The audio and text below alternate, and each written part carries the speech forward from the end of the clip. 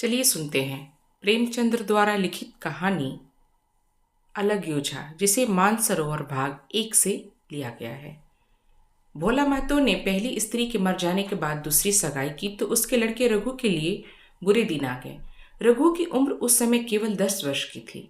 चैन से गांव में गुल्ली डंडा खेलता फिरता था। माँ के आते ही चक्की में जूतना पड़ा। पन्ना रूपवती स्त्री थी और रूप और गर्व में चोली दामन का नाता। वो अपने हाथों से कोई काम न करती। गोबर रघु निकालता, बैलों को सानी पानी रघु देता, रघु ही जूठे बर्तन मारता।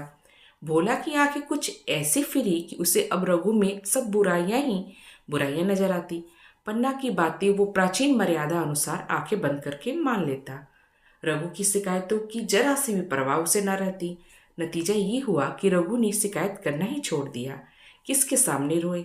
बाप ही नहीं, सारा गांव उसका दुश्मन था। बड़ा जिद्दी लड़का है। पन्ना को तो कुछ समझता ही नहीं। बेचारी उसका दुलार करती, खिलाती है, पिलाती है, पर उसे क्या फल मिलता है? दूसरी औरत होती तो निबाह ना होता। वह तो कहो, पन्ना इतनी सीधी सादी है कि निबाह हो जाता है। सबल की शिकायतें सब सुने, निर्बल की फरियाद भी कोई नहीं सुनता। रघु का हृदय माँ की ओर से दिन दिन फटता जा रहा था। यहाँ तक कि 8 साल गुजर गए और एक दिन भी भोला के नाम भी मृत्यु का संदेश आ पहुंचा। पन्ना के 4 बच्चे थे, 3 बेटे और 1 बेटी। इतना बड़ा खर्च और कमाने वाला कोई नहीं। रघु अब क्यों बात पूछने लगा? ये मानी हुई बात थी। अपनी स्त्री लाएगा और अलग रहेगा। स्त्री आकर और भी आग लगाएगी। पन्ना को चारों ओर अंधेरा ही अंधेरा दिखाई देता था। पर कुछ भी हो, वह रघु की आश्रित बनकर न घर में ना रहेगी। जिस घर में उसने राज किया उसमें अब लौंडी ना बनेगी। जिस लौंडो को अपना गुलाम समझा उसका मुंह न ताकेगी। वह सुंदर थी, अवस्था भी अभी कुछ ऐसी ज्यादा न थी। जवानी अपनी पूरी बहार पर थी। क्या वो कोई दूसरा घर नहीं कर सकती? यही ना होगा, लोग हंसेंगे बला से। उसकी बिरादरी में क्या ऐसा नहीं होता? ब्राह्मण ठाकुर थोड़ी ही कि नाक कट जाएगी। ये तो ऊंची जाति की बात होती है। घर में चाहे जो कुछ करो, बाहर पर्दा ढका रहे। वो तो संसार को दिखाकर दूसरा घर कर सकती है। फिर वह रघु की दबेल बनकर क्यों रहे? भोला कुमारी 1 ही महीना गुजर चुका था। संध्या हो गई थी। पन्ना इसी चिंता में पड़ी हुई थी कि सहसा उसे ख्याल आया, लड़के घर में नहीं। यह बैलों के लौटने की बेला है। कहीं कोई लड़का उसके नीचे ना आ जाए। अब द्वार पर कौन है जो उनकी देखभाल करेगा? रघु को मेरे लड़के फूटी आंखों नहीं भाते। कभी हंसकर नहीं बोलता। घर से बाहर निकलते तो देखा रघु अपने सामने झोपड़ी में बैठा ऊख की गडेरिया बीन रहा था। लड़के उसे घेरे खड़े थे और छोटी लड़की उसके गर्दन में हाथ डाले उसके पीठ पर सवार होने की चेष्टा कर रही थी। पन्ना को अपनी आंखों पर विश्वास न आया। आज तो यह नई बात है। शायद दुनिया को दिखाता है कि अपने भाइयों को कितना चाहता है और मन में छुरी रखता है। घात मिले तो जान ही ले ले। काला सांप है, काला सांप। कठोर स्वर में बोली, तुम सबके सब यहाँ क्या कर रहे हो? घर में आओ, सांझ की बेला है, गुरु आते होंगे। रघु ने विनीत नेत्रों से देखकर कहा, मैं तो हूं काकी, डर किस बात का? बड़का लड़का बोला, काकी, रघु दादा ने हमारे लिए 2 गाड़ियां बना दी। ये देख, एक पर हम और खूमू बैठेंगे और दूसरी पर लक्ष्मण और झुनिया। दादा दोनों गाड़ी खींचेंगे। यह कहकर वह कोने से 2 गाड़ी निकाल लाया। 4 पहिए की, बैठने के लिए तख्ते और रोकने के लिए एक तरफ बाजू थे। पन्ना ने आश्चर्य से पूछा, ये गाड़ियां किसने बनाई? केदार ने चिढ़कर कहा, रघु दादा ने बनाई हैं, और किसने? भगत के घर से वसूला और रुखानी मांग लाए और चटपट बना दी। खूब दौड़ती है काकी। बैठे हो, खूमू में खींचू। खूमू गाड़ी में बैठ गया। केदार खींचने लगा। चर चर सुर हुआ, मानो गाड़ी भी इस खेल में लड़कों का साथ दे रही है। लक्ष्मण ने दूसरी गाड़ी में बैठकर कहा, दादा खींचो। रघु ने झुनिया को भी गाड़ी में बिठा दिया और गाड़ी खींचने लगा। तीनों लड़के तालियां बजाने लगे। पन्ना चकित नेत्रों से यह दृश्य देख रही थी और सोच रही थी कि यह वही रघु है या कोई और। थोड़ी देर बाद दोनों गाड़ियां लौटी। लड़के घर में जाकर एक यान यात्रा के अनुभव बता रहे थे कि कितने खुश थे सब, मानो हवाई जहाज पर बैठकर आए हों। खुमू ने कहा, काकी, सब पेड़ दौड़ रहे थे। लक्ष्मण और बच्चियां कैसे भागी? सबकी सब दौड़ी। केदार, काकी, रघु दादा दोनों गाड़ियां एक साथ खींच ले जाते थे। जुनिया सबसे छोटी थी, उसकी व्यंजना शक्ति उछल कूद और नेत्रों तक परिमित थी। तालियां बजा बजा कर नाच रही थी। खुमू, अब हमारे घर गाय भी आ जाएगी काकी। रघु दादा ने गिरधारी से कहा है कि हमें एक गाय ला दो। गिरधारी बोला, कल लाऊंगा। केदार, 3 सेर दूध देती है काकी, खूब दूध पियेंगे। इतने में रघु भी अंदर आ गया। पन्ना ने अवहेलना की दृष्टि से देखकर पूछा, क्यों रघु, तुमने गिरधारी से क्यों गाय मांगी? रघु ने क्षमा प्रार्थना के भाव से कहा, हाँ, मांगी तो है, कल लावेगा। पन्ना, रुपए किसके घर में आएंगे ये भी सोचा है? रघु, सब सोच लिया है काकी। मेरी यह मुहर नहीं, इसके 25 रुपये मिल रहे हैं। 5 रुपये बछिया के मुजरा दे दूंगा, बस गाय अपनी हो जाएगी। पन्ना सन्नाटे में आ गई। अब उसका विश्वास मन में रघु के प्रेम और सजनता को अस्वीकार कर रहा था। बोली, मुहर को क्यों बेच रहे हो? गाय की अभी कौन जल्दी है, हाथ में पैसे हो जाए तो ले लेना। सुना सुना गला ना अच्छा लगेगा। इतने दिनों गाय नहीं रही तो क्या लड़के नहीं जिए?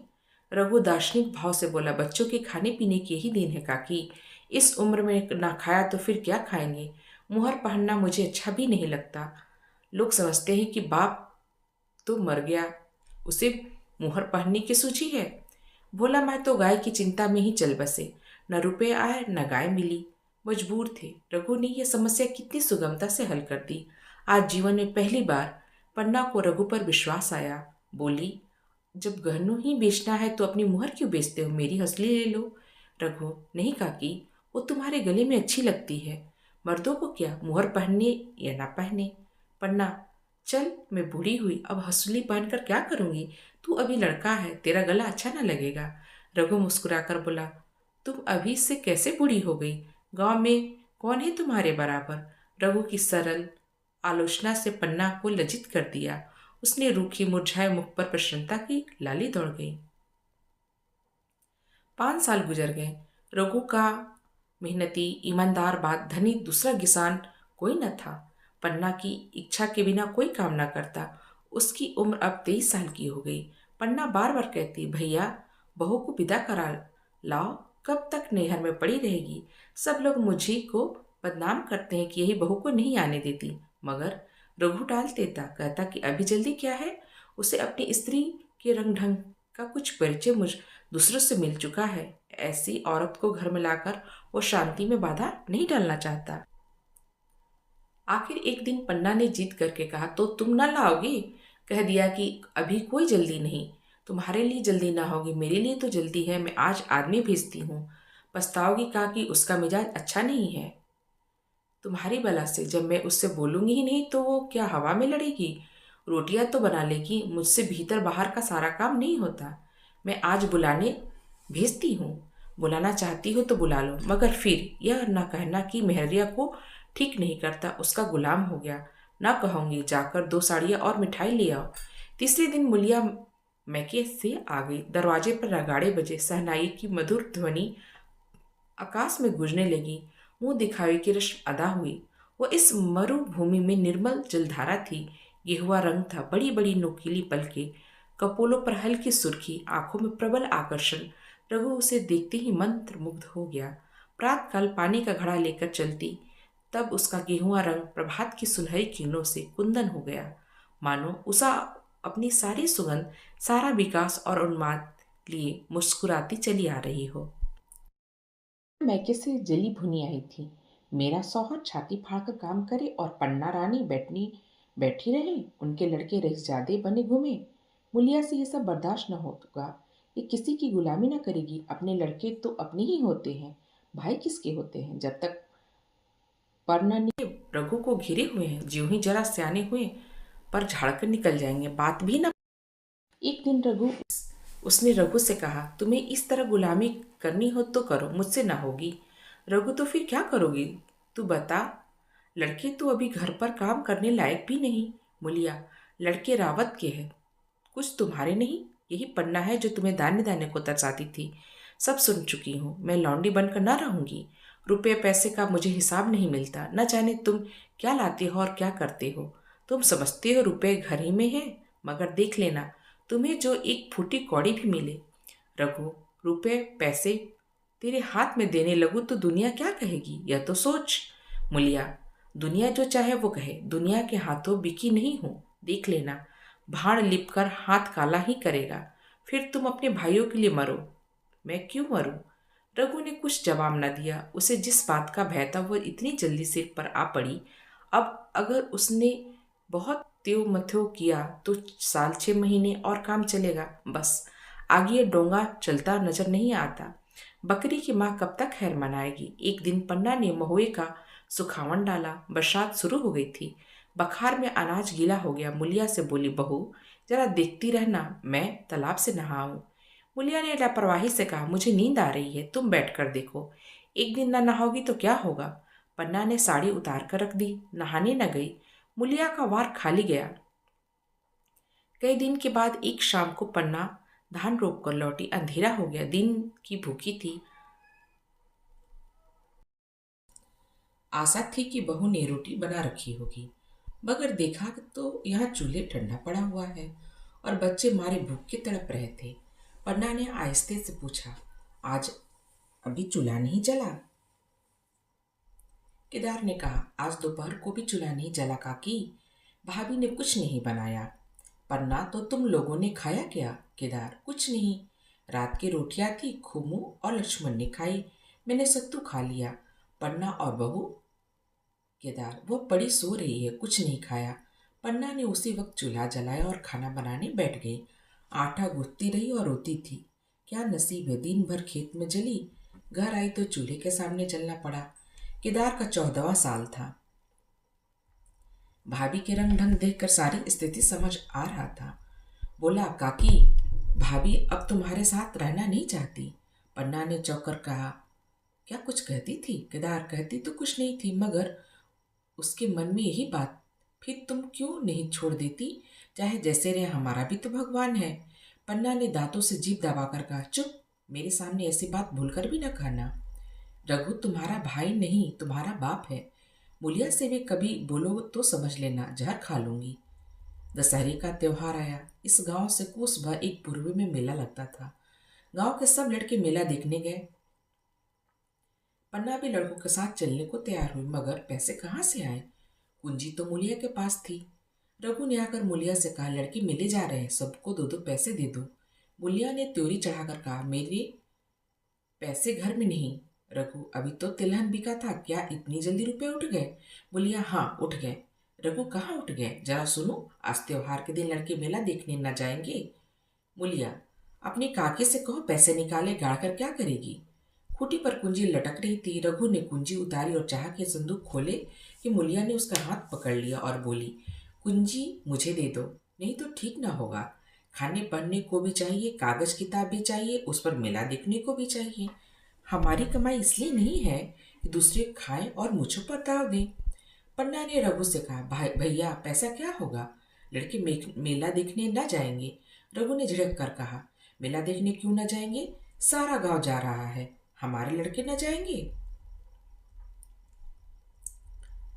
यह कहकर रघु ने हाथ छुड़ा लिया और पैसे निकालकर लड़के को दे दिया। मगर कुंजी जब मुलिया को देने लगा तब उसने उसे आंगन में फेंक दिया और मुंह लपेट कर लेट गई। लड़के मेला देखने न गए। इसके बाद 2 दिन गुजर गए। मुलिया ने कुछ नहीं खाया और पन्ना भी भूखी रही।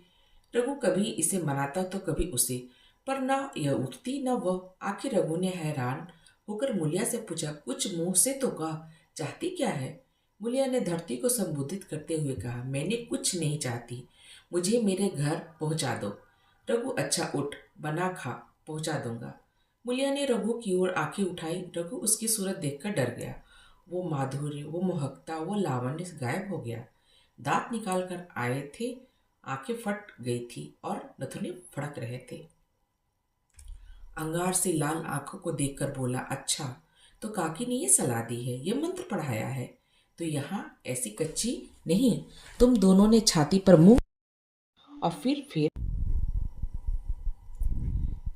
में। रघु, अच्छा तो मूंग ही दल लेना, कुछ खा पी ले तो तभी तो मूंग दल सकती। बोलिए अब तो अभी तभी मुंह में पानी डालूंगी जब घर अलग हो जाए। बहुत झेल चुकी, अब नहीं झेला जाता। रघु सन्नाटे में आ गया। 1 मिनट तक उसके मुंह से आवाज भी न निकली। अलग होने की उसने स्वप्न में भी कल्पना ना की थी। उसने गांव में 2-4 परिवार को अलग देखा था। वो खूब जानता था, रोटी के साथ साथ लोगों के हृदय भी अलग हो जाते हैं, अपने हमेशा के लिए गैर हो जाते हैं, और फिर उनमें वही नाता रह जाता है जो गांव और आदमियों के बीच। रघु ने मन में ठान लिया कि इस विपत्ति को घर में न आने दूंगा, मगर होनहार के सामने किसकी चली। आह, मेरे मुख में कालिख लगेगी।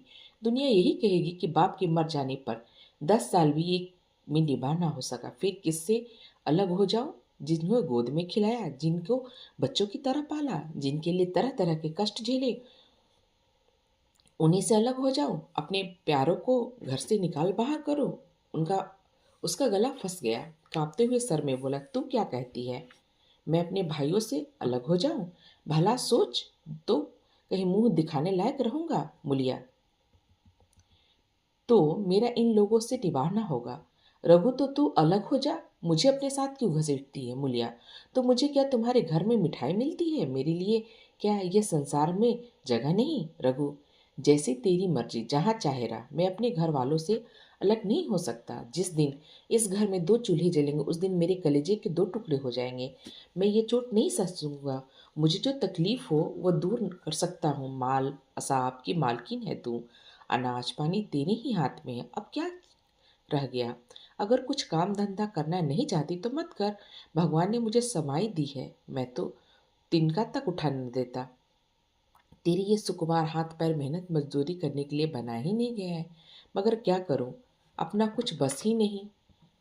फिर भी तेरा जी जो जी चाहे वो कर, मगर उस मुझसे अलग होने की बात ना कर। मैं तेरे पैर पड़ता हूँ।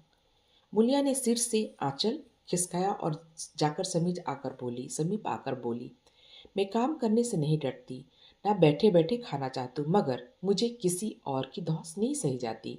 तुम्हारे ही काकी घर का कामकाज करती हैं तो मैं अपने लिए करती, अपने बाल बच्चों के लिए करती, मुझ पर कुछ एहसान नहीं करती, फिर मुझ पर धौंस क्यों जमाती हैं? उन्हें अपने बच्चों प्यारे होंगे तो मुझे तुम्हारा असरा है। मैं अपनी आंखों से यह नहीं देख सकती कि सारा घर तो चैन करे, जरा जरा से बच्चे को दूध पिए, और जिसके बलबूते पर गृहस्थी बनी है वो मट्ठे को तरसे, कोई उसका पूछने वाला ना हो। जरा अपना मुंह तो देखो, कैसी सूरत निकल आई है। औरों के 2-4 बरस में अपने पट्टे तैयार हो जाएंगे, तुम तो 10 साल में खाट पर पड़ जाओगे। बैठ जाओ, खड़ी क्यों? मगर मैं तुम्हें जबरदस्ती न बांध लूंगी, यह मालकिन का हुक्म नहीं। सच कहूँ, तुम बड़े कट कलेजे हो। मैं जानती ऐसे निर्मोही से पाला पड़ेगा तो घर में भूल से ना आती, आते भी तो मन न लगाती। मगर अब तो मन तुमसे लग गया है, घर भी जाओ तो मन यहाँ ही रहेगा, और तुम हो कि मेरी बात ही नहीं पूछते। मुलिया की ये रसीली बातें रघु पर कोई असर ना डाल सकी। वह उसी रुखाई से बोला, मुलिया, मुझसे यह ना होगा। अलग होने का ध्यान करते ही मेरा मन न जाने कैसा हो जाता है। यह चोट मुझसे ना सहा जाएगा। मुलिया ने परिहास करके कहा, तो चूड़ियाँ पहनकर अंदर बैठ जाओ। लाओ मैं मूछ लगा लूँ। मैं तो समझती थी कि तुमसे कुछ कल बस है, अब देखती हूँ तो नीरे मिट्टी के लोंदे हो। पन्ना दलान में खड़ी दोनों की बातें सुन रही थी। अब उससे ना रहा गया, सामने आकर रघु से बोली, जब वो अलग होने पर तुली है तो फिर तुम क्यों उससे जबरदस्ती मिलाए रखना चाहते हो? तुम उसे लेकर रहो। हमारे भगवान मालिक है। जब महतो मर गए थे और कहीं पत्ती की छां न थी, उस वक्त भगवान ने निभा दिया, तो अब क्या डर? अब तो भगवान की दया से तीनों लड़के सयाने हो गए हैं, अब कोई चिंता नहीं। रघु की आंसू भरी आंखें से पन्ना को देखकर कहा, काकी, तू भी पागल हो गई है क्या? जानती नहीं, 2 रोटियां होते ही 2 मन हो जाते हैं। पन्ना, जब वो नहीं मानती तब तुम क्या करोगे?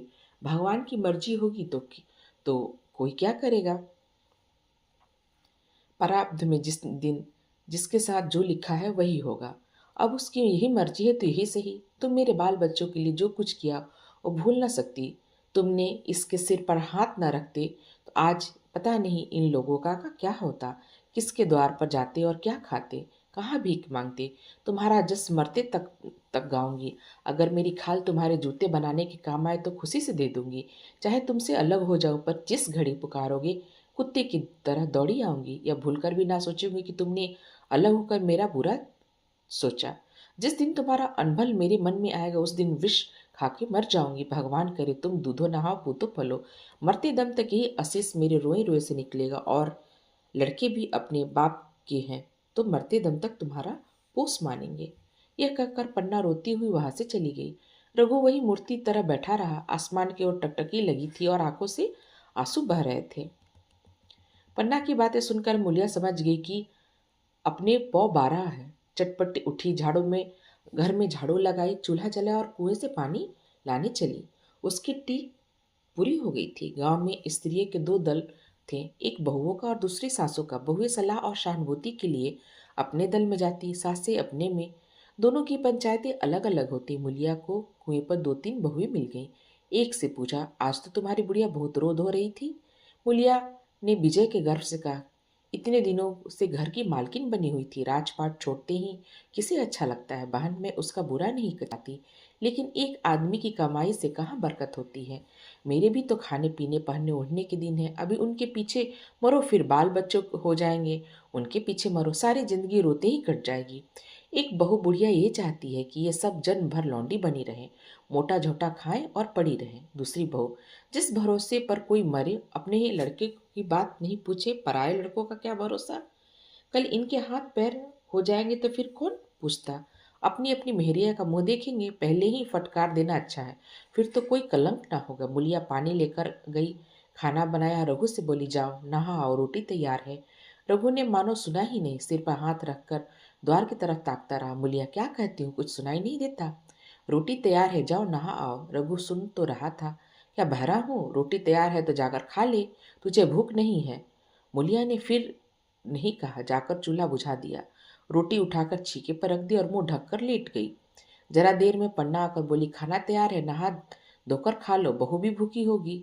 रघु ने झुलाकर कहा कि तू घर में रहने देगी कि मुंह में कालिख लगाकर कहीं निकाल जाऊं।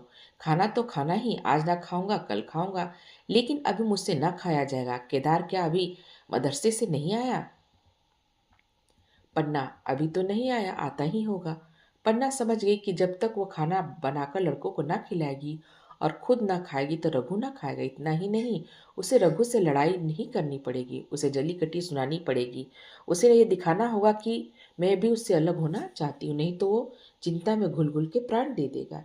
ये सोचकर उसने चूल्हा जलाया, खाना बनाया और केदार खूमू मदरसे से आ गए। पन्ना ने कहा, आओ बेटा खा लो, रोटी तैयार है। केदार ने पूछा, भैया को भी बुला लो। पन्ना, तुम आकर खा लो, उसकी बहू ने अलग बनाई है। खूब जाकर भैया से पूछना आऊं? पन्ना, जब उनका जी चाहेगा खाएगा, तू बैठकर खा। तुझे इन बातों से क्या मतलब? जिसका भी जी चाहेगा खाएगा, जिसका भी ना चाहेगा ना खाएगा। वो अपनी बीबी अलग रहने पर तुले है तो कौन मनाए? केदार, तो क्यों अम्मा, क्या हम अलग घर में रहेंगे? पन्ना, उनका जी चाहे एक घर में रहे, जी चाहे आंगन में दीवार डाल दे। खूमू ने दरवाजे पर आकर झाँका, सामने फूस की झोपड़ी थी, वहीं खाट पर पड़ा रघु नारियल पी रहा था। खूमू, भैया तो अभी नारियल लिए बैठे हैं। पन्ना, जब भी चाहेगा खाएगा। केदार, भैया ने भाभी को डांटा नहीं? मुलिया अपनी कोठरी में पड़ी सुन रही थी, बाहर आकर बोली, भैया ने तो नहीं डांटा, अब तुम आकर डांटो। केदार के चेहरे का रंग उड़ गया, फिर जबान न खोली। तीनों लड़कों ने खाना खाया, बाहर निकले तो लू चलने लगी। आम के बाग में गांव के लड़के लड़कियां हवा के गिरे हुए आम चुन रहे थे। केदार ने कहा, आज हम भी आम चुनने चलें, खूब आम गिर रहे हैं। खूमू, दादा जो बैठे हैं। लक्ष्मण, मैं ना जाऊंगा, दादा घुड़केंगे। केदार, वह तो अब अलग हो गए। लक्ष्मण, तो अब हमको कोई ना मारेगा, तब भी दादा ना बोलेंगे। केदार, वाह, तब क्यों न बोलेंगे। रघु ने तीनों लड़कों को दरवाजे पर खड़े देखा पर कुछ बोला नहीं। पहले तो वो घर के बाहर निकलती उन्हें डांट बैठता, पर आज वो मूर्ति के समान निश्चल बैठा था। अब लड़कों को कुछ साहस हुआ, कुछ दूर और आगे बढ़े। रघु अब भी न बोला, कैसे बोले। वो सोच रहा था, काकी ने लड़कों को खिला पिला दिया, मुझसे पूछा तक नहीं। क्या उसकी आंखों पर पर्दा पड़ गया?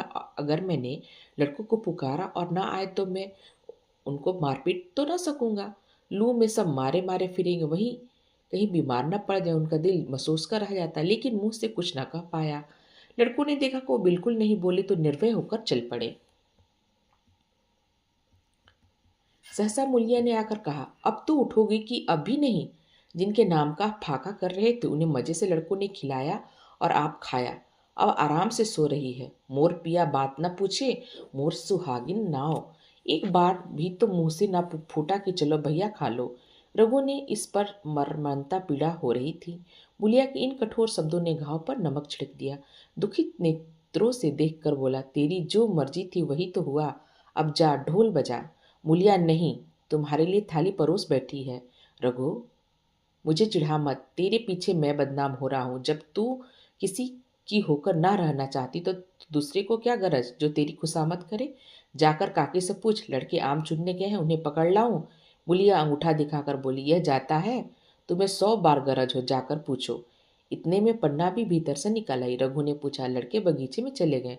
काकी, लू चल रही है। पन्ना, अब उनका कौन पूछता है, बगीचे में जाए, पेड़ पर चढ़े, पानी में डूबे, मैं अकेली क्या क्या करूं? रघु, जाकर पकड़ लाऊं?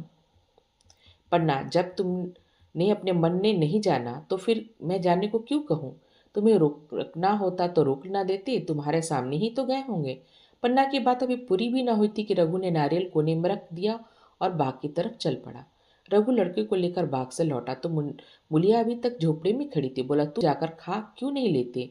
मुझे तो इस बेला भूख नहीं। मुलिया ऐठ कर बोली, हाँ भूख क्यों लगेगी, भाइयों ने खाया, वो तुम्हारे पेट में पहुंच गया होगा। रघु ने दांत पीस कर कहा, मुझे जला मत मुलिया, नहीं, अच्छा ना होगा, खाना कहीं भागा नहीं जा रहा। एक बेला ना खाऊंगा तो मर ना जाऊंगा। क्या तू समझती है घर में आज कोई छोटी बात हुई है? तूने घर में चूल्हा नहीं जलाया, मेरे कलेजे में आग जलाई। मुझे घमंड था कि चाहे कुछ भी हो जाए पर मेरे घर में फूट ना रोग ना आने पाएगा, पर तूने मेरा घमंड चूर कर दिया। परालब्ध की बात है। मुलिया तिरक कर बोली, जरा मोह छो तुम्ही को है क्या, और किसी को नहीं?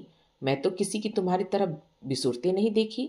रघु ने ठंडी सांस खींचकर कहा, मुलिया, नाव पर नून न छिड़क, घाव पर नून न छिड़क, तेरे ही कारण मेरी पीठ में धूल लग गई। मुझे इस गृहस्थी का मोह न होता तो किसे होता? मैंने तो इसे मर मर कर जोड़ा। जिसको गोद में खिला वही अब मेरे पटीदार होंगे। जिन बच्चों को मैं डांटता था आज उन्हें कड़ी आंखों से भी नहीं देख सकता। मैं उनके भले के लिए कोई बात करूं तो दुनिया यही कहेगी, अपने भाइयों को लूटे लेता है। जा, मुझे छोड़ दे, अभी मुझसे कुछ ना खाया जाएगा। मुलिया, मैं कसम रखा दूंगी, नहीं चुपके से चले चलो। रघु, देख अब भी कुछ नहीं बिगड़ा, अपना हट छोड़ दे। मुलिया, हमारा ही लहू पिए तो खाने न उठे। रघु ने कानों पर हाथ रखकर कहा, यह तूने क्या किया मुलिया? मैं तो उठ ही रहा था, चल खा लूं, नहाने धोने कौन जाए? लेकिन इतना कह देता हूँ कि चाहे 4 ही जगह 6 रोटियां खा जाओ, चाहे तू मुझे घी की मटकी ही डुबो दे, पर यह दाग मेरे दिल में से ना मिटेगा। मूलिया, दाग साग दाल साग सब मिट जाएगा। पहले सबको ऐसा ही लगता है, देखते हैं नहीं हो उनके कैसे चैन की बंसी बज रही है। वो तो मना ही नहीं रही थी कि किसी तरह ये सब अलग हो जाए, पर पहले ही चांदी तो नहीं, जो कुछ घर में आवे वो सब गायब, अब हमारे साथ रहने लगी। रघु ने आहत स्वर में कहा, इसी बात का तो मुझे गम है, काकी से मुझे यह आशा न थी। रघु खाने बैठा तो कौर विष के घूंट सा लगा। जान पड़ता था वो रोटियां भूसी की हैं, दाल पानी सी। पानी कंठ के नीचे उतरता ही ना था, दूध की तरफ देखा ही न जाता। 2-4 ग्रास खाकर उठ गया, जैसे तेरी प्रियजन के श्राद्ध का भोजन हो। रात का भोजन भी उसी तरह किया। भोजन क्या किया, कसम पूरी की। रात भर उसका चित्त उद्विग्न रहा। एक अज्ञात शंका उसके मन पर छाई हुई थी, जैसे भोला महतो द्वार पर बैठे रो रहे हो। वो कई बार चौंक कर उठा, ऐसा जान पड़ा भोला उसको तिरस्कार भरी आंखों से देख रहे हैं। वह 2 जून भोजन करता, पर जैसे शत्रु के घर। भोला की सुख मूर्ति आंखों से न उतरती। रात को उसे नींद न आती। वो गांव के निकलता तो इस तरह मुंह चुराए कि सिर झुकाए मानो गौ हत्या की हो। 5 साल गुजर गए। रघु अब 2 लड़कों का बाप था। आंगन में दीवार खिंच गई थी, खेतों में मेड़ी डाल दी गई थी और बैल बच्चे बांट दिए गए। केदार की उम्र अब 19 की हो गई। उसने पढ़ना छोड़ दिया और खेती का काम करता। कुमू गाय चराता था। केवल लक्ष्मण अब तक मदरसे में जाता। पन्ना और मूलिया दोनों एक दूसरे की सूरत से जलती। मूलिया के दोनों लड़के बहुआ पन्ना की ही पास ही रहते। वही उन्हें उबटन मलती, काजल लगाती, गोद में लिए फिरती, मगर मूलिया के मुंह से अनुग्रह का एक शब्द भी न निकलता। न पन्ना ही इसकी इच्छुक थी। वह जो कुछ करती निर्व्याज भाव से करती। उसके दो दो लड़के अब कमाऊ हो गए। लड़की खाना पका लेती, वो खुद ऊपर का काम काज कर लेती। इसके विरुद्ध रघु अपने घर का अकेला, वो भी दुर्बल, अशक्त और जवानी में बूढ़ा। अभी आयु 30 वर्ष से अधिक न थी, लेकिन बाल खिचड़ी हो गए, कमर भी झुक गई, खांसी से जीर्ण कर रखा। देखकर दया आती थी। और खेती पसीने की वस्तु, खेती की जैसे सेवा होनी चाहिए वह उससे न हो पाती। फिर अच्छी फसल कहाँ से आती? कुछ ऋण भी हो गया, वो चिंता और भी मारे डालती। चाहिए तो ये था कि अब उसे कुछ आराम मिलता। इतने दिनों के निरंतर परिश्रम के बाद सिर का बोझ कुछ हल्का होता, लेकिन मूलिया की स्वार्थपरता और अदूरदर्शिता ने लहराती हुई खेती उजाड़ दी। अगर एक साथ रहते तो वो अब तक पेंशन पा जाता। मजे में द्वार पर बैठता हुआ नारियल पीता, भाई काम करते वो सलाह देता, महतो बना फिरता, कहीं किसी के झगड़े चुक छुड़ाता, कहीं साधु संतों की सेवा करता। वो अक्सर हाथ से निकल गया। अब तो चिंता भार दिन दिन बढ़ता जाता। आखिरकार उसे धीमा धीमा ज्वर रहने लगा। हृदय शूल, चिंता, कड़ा परिश्रम और अभाव ही पुरस्कार है। पहले कुछ परवाह न की, समझ आप ही आप अच्छा हो जाएगा, मगर कमजोरी बढ़ने लगी तो दवा की फिक्र हुई। जिसने जो बता दिया खा लिया। डॉक्टरों और वैद्यों के पास जाने की सामर्थ्य कहाँ, और सामर्थ्य भी होती तो रुपए खर्च कर देने के सिवा और नतीजा ही क्या था? चीर्ण स्वर, औषधि, आराम और पुष्टिकारक भोजन है। न वो बसंत मालती का सेवन कर सकता था और न आराम से बैठकर बलवर्धक भोजन करता था। कमजोरी बढ़ती ही गई। पन्ना को अवसर मिलता तो वो आकर उसे तसल्ली देती, लेकिन उसके लड़के अब रघु से बात भी न करते। दवा दारू तो क्या करते, उसका और मजाक उड़ाते। भैया समझते थे कि हम लोग से अलग होकर सोने की ईंट रख लेंगे। भाभी भी समझती इसी सोने से लग जाऊंगी। अब देखे कौन पूछता है, सिसक सिसक करना मरे तो कह देना। बहुत हाय हाय भी अच्छी नहीं रहती। आदमी उतना ही काम करे जितना हो सके, यह नहीं कि रुपए के लिए जान दे दे। पन्ना कहती, रघु बेचारे का कौन दोस्त? केदार कहता, चल मैं खूब समझता हूँ, भैया की जगह मैं होता तो डंडे से बात करता। मजाल थी कि औरत यूं जिद करती। ये सब भैया का ही चाल है, सब सधी बधी बात है। आखिर एक दिन रघु का टिमटिमाता हुआ दीपक बुझ गया। मौत ने सारी चिंताओं का अंत कर दिया। अंत समय उसे केदार को बुलाया, पर केदार को ऊख में पानी देना था। डरा कहीं दवा के लिए न भेज दे, बहाना बना दिया। मुलिया का जीवन अंधकारमय हो गया। जिस भूमि पर उसने मंसूबों की दीवार खड़ी थी वह नीचे से खिसक गई थी।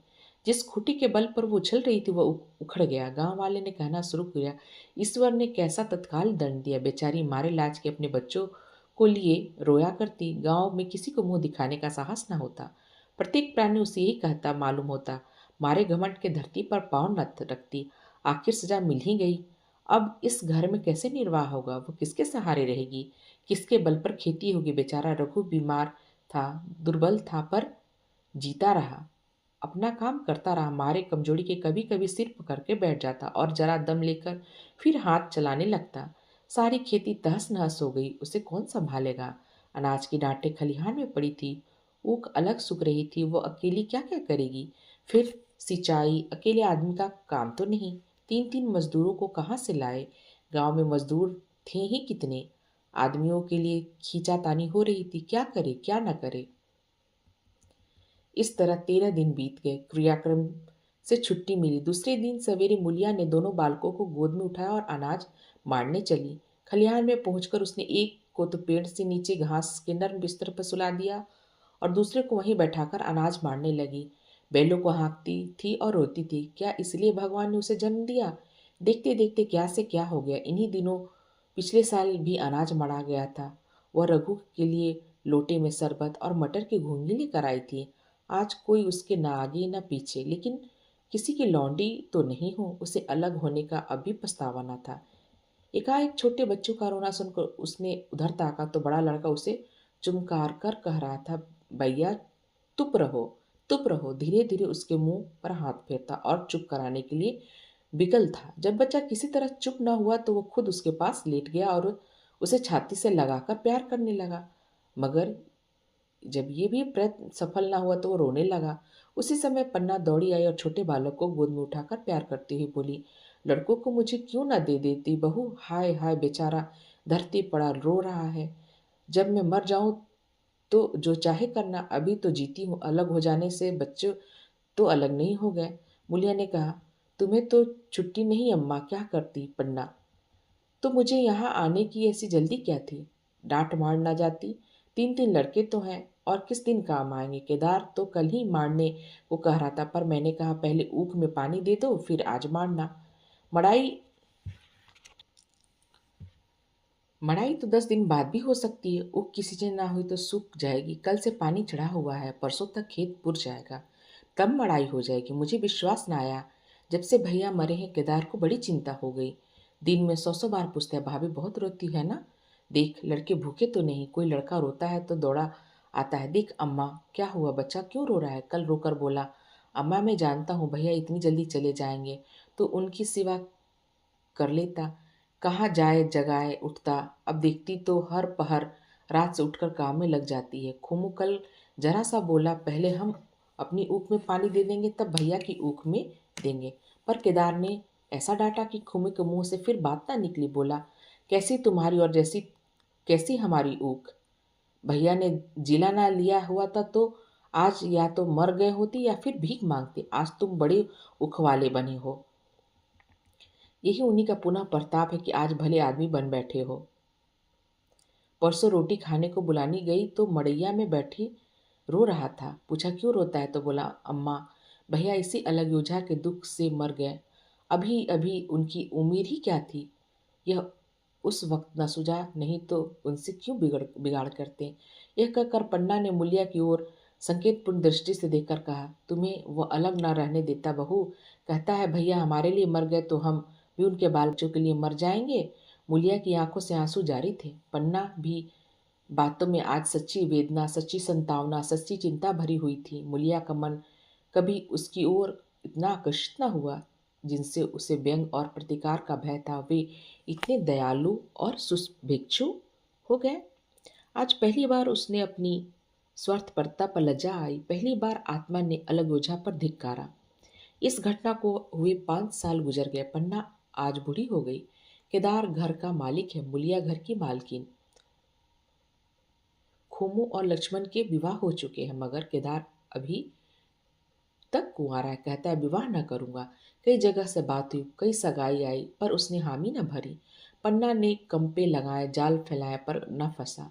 कहता है औरत तो कौन सुख, मेहरिया घर आएगी और आदमी का मिजाज बदला, फिर जो कुछ है वो मेहरिया है। माँ बाप भाई बंधु सब पर आए। जब भैया जैसे आदमी का मिजाज बदल गया तो फिर दूसरों को क्या गिनती। 2 लड़के भगवान के दिए हैं और क्या चाहिए। बिना ब्याह किए 2 बेटे मिल गए, इससे बढ़कर और क्या चाहिए। जिससे अपना समझो वो अपना है, जिससे गैर समझो वो गैर। एक दिन पन्ना ने कहा, तेरा वंश कैसे चलेगा केदार। मेरा वंश तो चल रहा है, दोनों लड़कों को अपना ही समझता हूँ। पन्ना, समझते ही पर है, पर तो मुलिया को भी अपना मेहरिया समझता होगा। केदार ने झेपते हुए कहा, तुम तो गाली देती हो अम्मा।